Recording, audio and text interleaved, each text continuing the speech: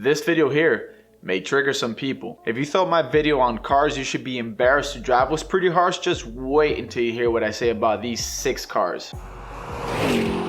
Before the video begins, I want to take this moment to thank you all. Just a few days ago, the channel hit a pretty big milestone of 100,000 subscribers, something I didn't think would happen so soon. Honestly, having a car channel where I can follow my passion and have so many fans that watch me on a weekly basis is a dream come true. I'll be making a Q&A video pretty soon since a lot of you guys have been asking me to do one, so make sure to follow me on Instagram as I will be making a post so you guys can ask me questions on there. I'll be taking the most popular questions and featuring them on the Q&A YouTube video. Thank you again for 100,000 subscribers, and now let's begin the video. The first car is the PT Cruiser. Okay, so it's probably not a big surprise to see this car in the list because it really is one of the more obvious choices.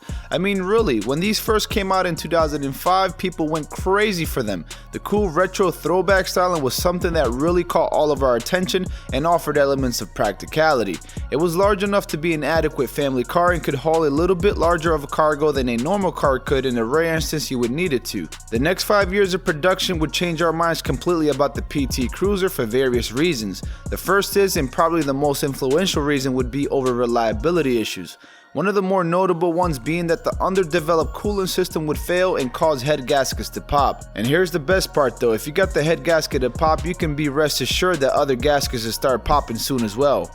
It was a gift that kept giving, sort of like herpes, and it was just the start of us treating this car like an STD. By trying to hide them, get rid of them, and forget it ever happened and don't tell a single soul about it. It had a cheaply made interior, so seeing broken handles, buttons, and ripped seats and cracks in the dash were common sight. It was not a performer at all, even with the introduction of the turbo power model, and certainly was not luxurious in any sort of way. Hell, it was not even good on gas. It really only averaged around 19 miles per gallon. The PT was really just an upgrade and cool factor for soccer moms from a standard minivan, and we all started to realize it.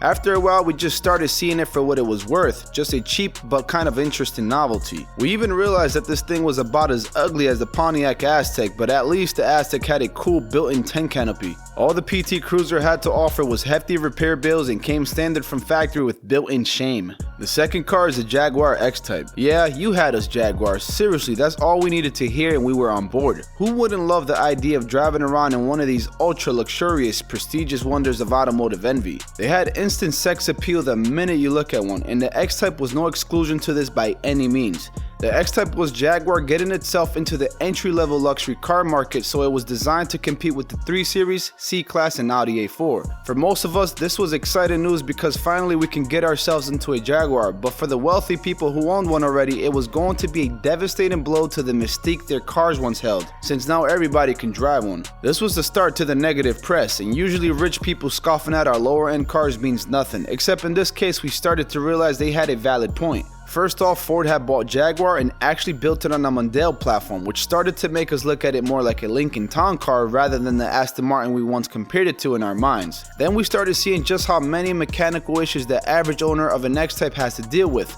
like air leaks around the intake manifold, oil pan gasket leaks, prop shaft bearing failures, and just a whole host of various electrical issues. Take all that and mix in some transmission issues and voila, you now have a recipe for a car you once wanted more than anything and now want to forget you even liked. I could only imagine owning one of these was like chasing the hottest girl in town all your life, and then you finally get to her and her personality stinks. Third on the list is the Hummer, specifically the H2 and the H3. This vehicle was something we had really never seen before. This was the first time we saw a military vehicle get introduced to the civilian market with a luxury vehicle makeover, offering us a new super large, boasty but yet luxurious vehicle, and we all loved it. This was one of the coolest vehicles you could own at the time, and it was introduced in 2003 when the economy was doing great and gas prices were really low. But let's not forget that this was the time when Von Dodge trucker hats and bedazzled back pockets on your jeans were the epitome of cool as well. And just like those fashion trends, we look back at the H2 and H3 and cringe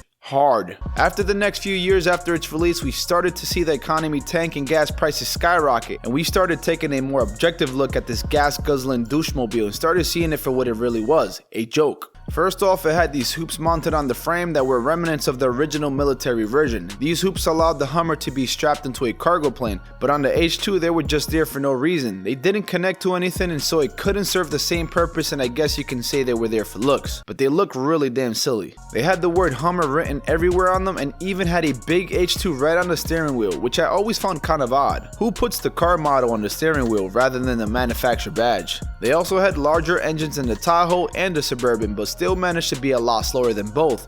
It did 0 to 60 in a whopping 10 seconds.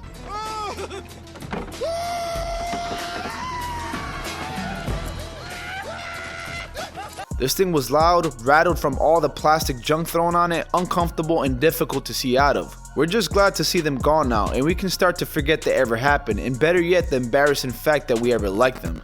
The fourth car is a Mitsubishi Eclipse. This car hit the US market by storm in 1990, and as any 90s kid would tell you, we were all infatuated by them. They looked like futuristic race cars that could bend space and time while traveling between different dimensions. As we got to know the Eclipse a bit better, however, our visions of them came crashing down to a hard reality to the face.